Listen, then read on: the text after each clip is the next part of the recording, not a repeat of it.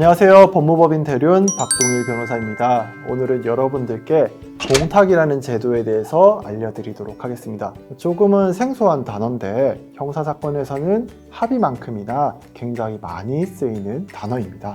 합의와 공탁이 어떻게 다른지, 그리고 2022년 12월 29일에 공탁법이 개정이 되었는데 어떤 식으로 개정이 되었고 앞으로 우리가 공탁을 해야 될 상황이 된다면 어떤 식으로 준비를 해야 되는지에 대해서 한번 간략히 알아보는 시간을 가지도록 하겠습니다.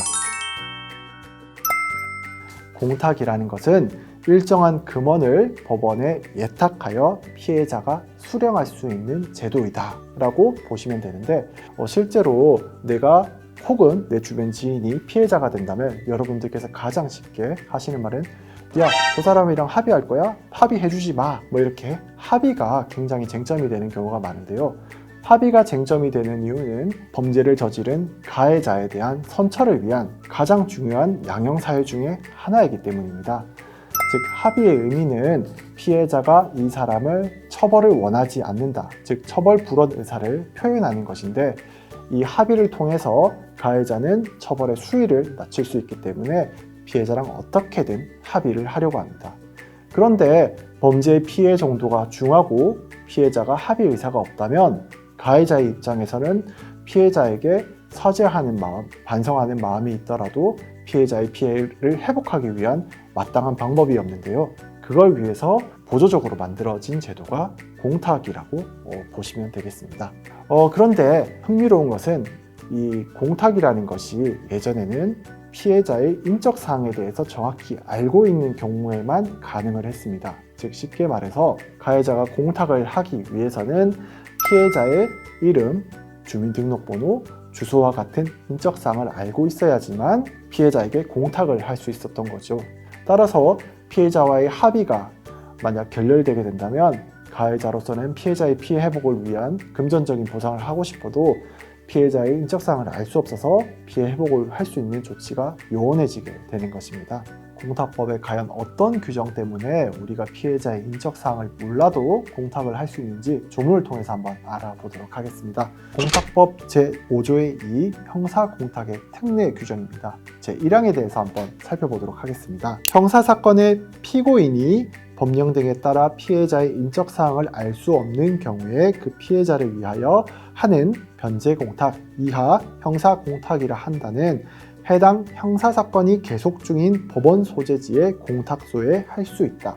이 규정으로 여러분들께서는 피해자의 인적사항에 대해서 정확히 알지 못하더라도 공탁을 할 수 있는 길이 열렸다고 볼 수 있습니다. 자, 다음 규정은 과연 어떤 식으로 공탁을 하는지에 대해서 설명하고 있는데요.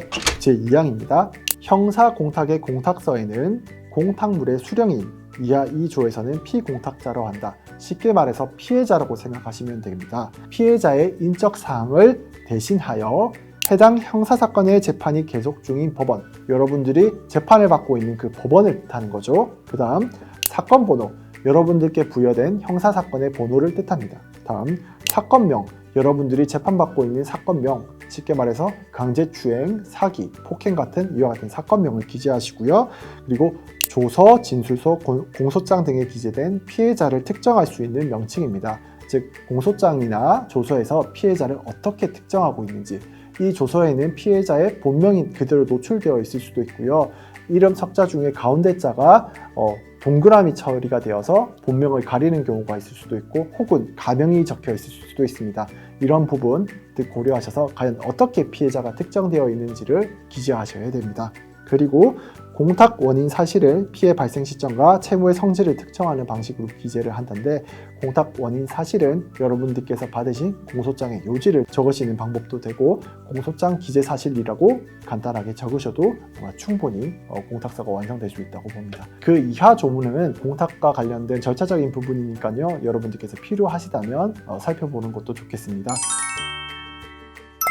이런 공탁법이 개정된 의의에 대해서 한번 살펴보도록 하겠습니다. 아마 이 영상을 보시는 분들께서 이런 생각을 하실 수도 있을 것 같습니다. 피해자가 합의를 거부했는데 가해자가 감형받고 선처받을 수 있는 사유의 길을 입법부가 열어준 것이 아닌가라고 오해하실 수도 있습니다. 하지만 형사 실무에서 보게 된다면 그런 취지만으로 이 제도를 살펴볼 것은 아닙니다. 실제로 범행을 저지른 가해자나 피고인들은 형사재판을 받게 되면 자신의 어떤 궁박한 처지 때문에 피해자와의 합의를 굉장히 요망하게 됩니다. 그런 과정에서 피해자의 인적사항을 어떻게든 알아내기 위해서 2차 가해가 일어나는 안타까운 경우도 발생하고 있고요. 혹은 피해자가 선처를 바라진 않고 있지만 어느 정도의 피해 회복이 필요한 현실적인 부분도 있기 때문에 이런 제도적인 측면을 보완하기 위해서 개정된 형사법으로 피해자의 인적사항을 공개하지 않더라도 공탁을 할 수 있는 방법을 열어둔 것입니다. 그리고 실제로 재판부에서는 이 형사 합의와 형사 공탁에 대한 양형의 정도 차이를 분명히 다르게 판단하고 있습니다. 형사 합의는 어쨌든 피해자가 가해자에 대한 처벌을 원하지 않는다는 의사를 분명히 재판부에게 전달을 했기 때문에 재판부께서는 가해자에 대한 선처와 처벌의 수위를 좀 더 폭넓게 생각을 하셔서 유리한 양형 요소를 더 많이 고려를 하시고요. 공탁은 피해자의 처벌 의사가 없었기 때문에 형사 합의보다는 조금 낮게, 다만 피해자의 피해 정도가 현실적으로 회복됐다는 측면을 고려하여서 양형의 정도를 정하시는 차이가 있습니다.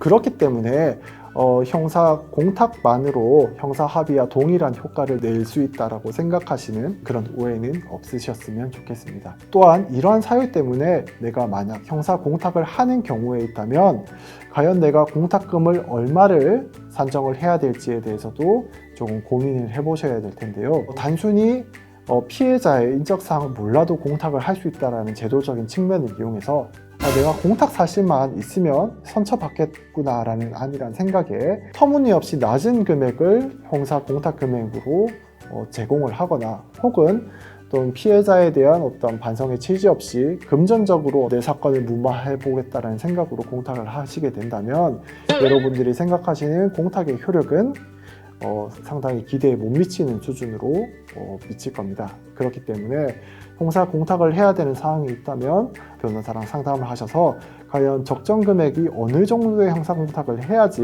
재판부에게 실질적으로 피해자에게 피해 회복이 이루어졌는지에 대해 확인받을 수 있는지에 대해서도 한번 상담을 해보시는 것이 좋겠고요. 형사 공탁은 어디까지나 형사 합의에 대한 보완적인 측면이라는 것도 한번 고려를 하셔서 가능하면 변호사를 통해서 형사 합의를 먼저 진행을 해 보시고 공탁을 하시는 방법을 추천드리겠습니다.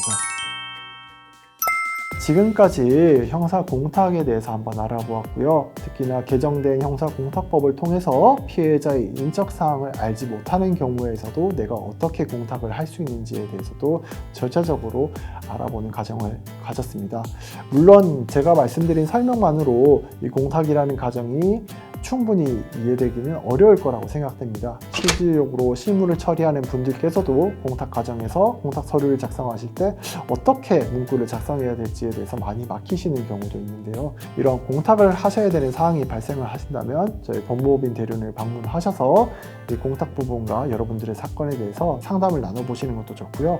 앞서 말씀드린 것처럼 공탁 이전에 합의를 하는 과정이 굉장히 중요하기 때문에 합의와 관련된 전문적인 능력이 있는 변호사님을 통해서 조력을 받으시는 것을 여러분들께 추천드립니다. 오늘 영상이 유익하셨다면 구독과 좋아요 눌러주시고요. 궁금한 사항 있으시면 댓글로 남겨주시면 저희가 성실히 답변 드릴 수 있도록 하겠습니다. 오늘 영상 시청해주셔서 감사합니다.